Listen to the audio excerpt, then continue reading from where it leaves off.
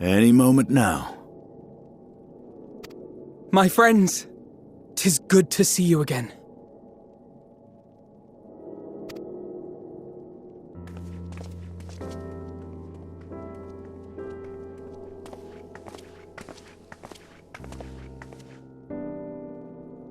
And you. I was worried that the cold wouldn't agree with you, but you're both looking quite well. You get used to it. It helps that there's no shortage of fuel and heaters like before.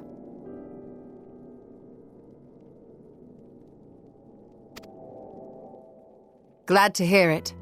Have you been working in Garlemald all this time? We have. Though the worst is behind them, the people still have a long road ahead.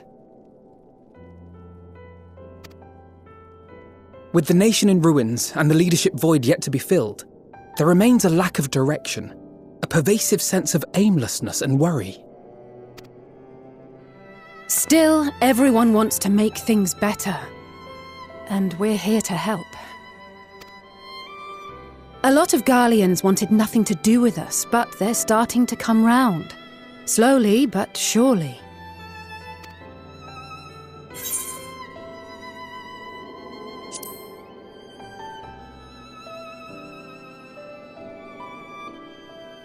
You're too kind.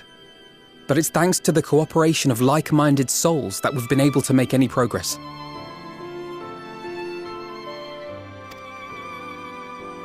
The allied nations continue to send supplies, which allow us to meet basic needs such as food and shelter.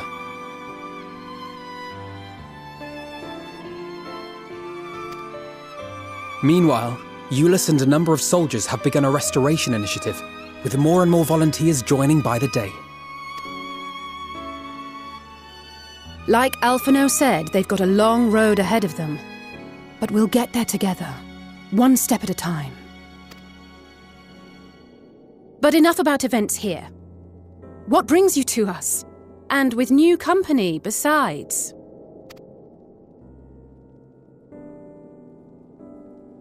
This may take rather a long time to explain, but bear with me.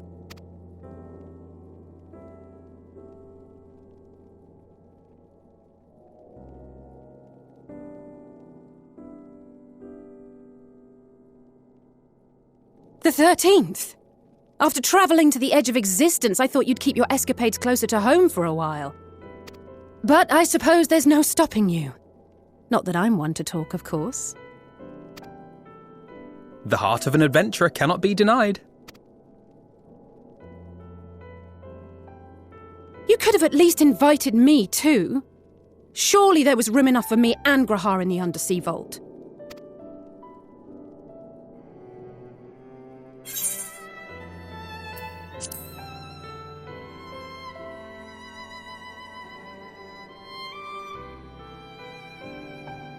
I know. I only meant to tease. Mostly. But on a more serious note, are we sure it's wise to keep Xenos' former avatar around? I understand how you came to work together, but nevertheless... You're right to be cautious. I'm a void sent, after all. But do not conflate me with Xenos. To recall my time in his service, it angers me.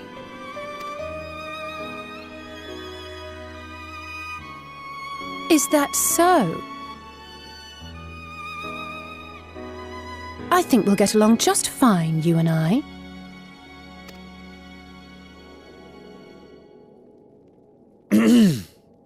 Now that we are all caught up, to the matter at hand. As we were about to resume our search in the void, I felt the presence of my sister Ajdaya in the source. Somewhere in the far north, perhaps even here in Garlemald.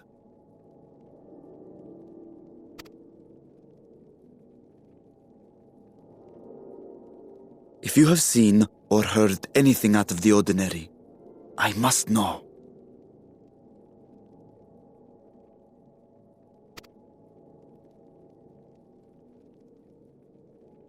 As a matter of fact, we may have. In recent days, we have had to contend with a surprising number of Voidsent. And not the lesser kind that occasionally manifest, but ones possessed of considerable power.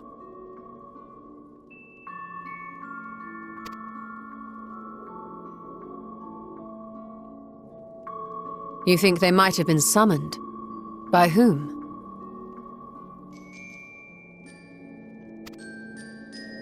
We're not sure. But as Euless reminded us, practitioners of a certain traditional Garlean art rely upon void-sent servants.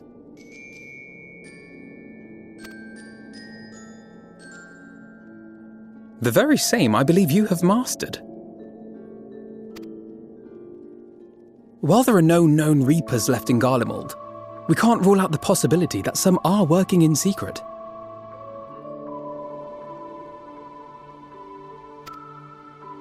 To summon not one, but several powerful Voidsent is no small feat. But if Ashdaya was indeed called from the void...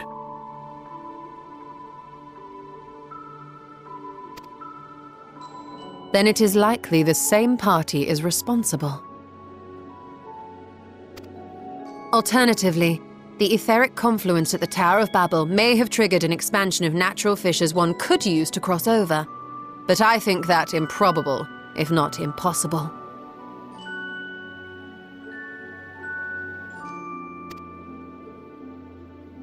Then we must assume these events have indeed been orchestrated. Well, summoned or no, we've been trying to track them to their origin. It's the mountains to the east, we think.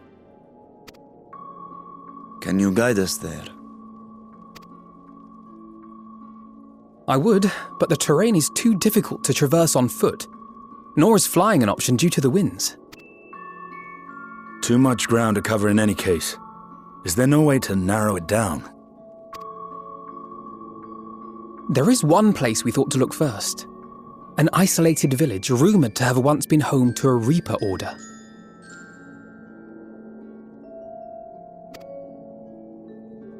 That would indeed make an excellent start, though the question of how to get there remains. Euless may be of assistance. Let us return to Camp Broken Glass and consult him.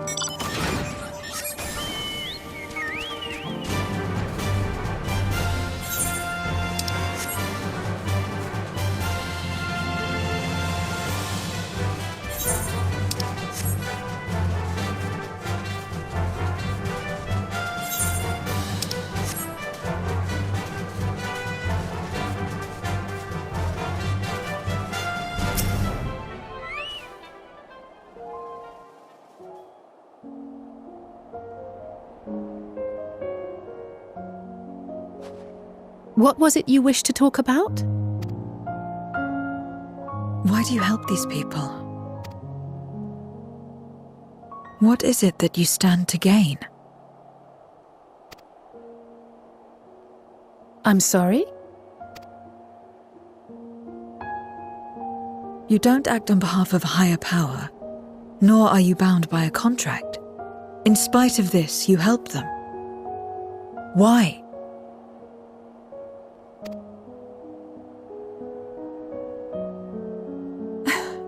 And there I thought it was something serious.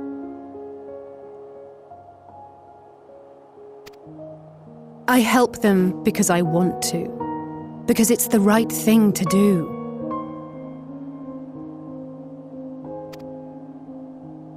But what do you stand to gain? You didn't answer the question. Didn't I? I followed my heart. What I got out of it came after. Was there anything else? If not, let's keep moving. Right.